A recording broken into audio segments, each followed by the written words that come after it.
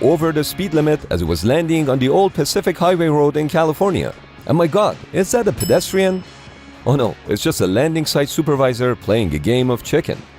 According to the California state law, the pilot faces a $100 fine for exceeding the speed limit, since he touched down at somewhere between 50 to 80 knots during a rolling vertical landing. But here comes the kicker.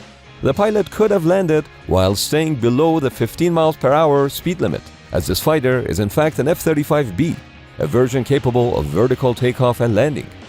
The reason it did not land vertically is because the F-35B's high-velocity exhaust, which reaches 1700 degrees Fahrenheit, could destroy unprepared road surfaces. Even if the landing pad was made of heat-resistant concrete, it has to be one continuous piece of concrete, because the currently known sealants won't be able to withstand the heat. But why the speed limit is set so low on that road and what an F-35 is doing on it?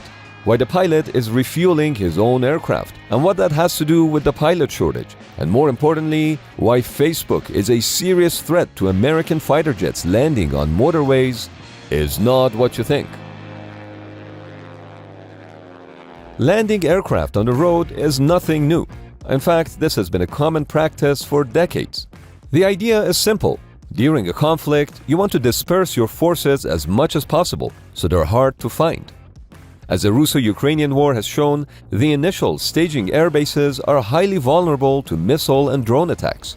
As a result, the Ukrainians began using their roads and highways as airstrips. Meanwhile, Russians were forced to move aircraft out of the Ukrainian missile range and cover many of them with tires to counter drone attacks. You may have even heard that the Eisenhower interstate highway system required that 1 mile in every 5 miles be straight, so it can be used as an airstrip in the event of a war. Again, the idea is simple. While an adversary can deny the use of a particular airbase by constantly firing missiles at it, it would be very difficult for them to constantly attack every single straight mile of road in a country. Too bad that the claim about 1 mile in every 5 miles must be straight is just a myth. But what is not a myth is that the US military spent 5 years identifying every single piece of concrete in the Pacific in order to find new places to fight from and be constantly on the move. It can be either small airfields, roads, and even beaches. This is all done under the growing threat of a conflict with China, which would mean that the current forward deployed bases across the Pacific would be at risk.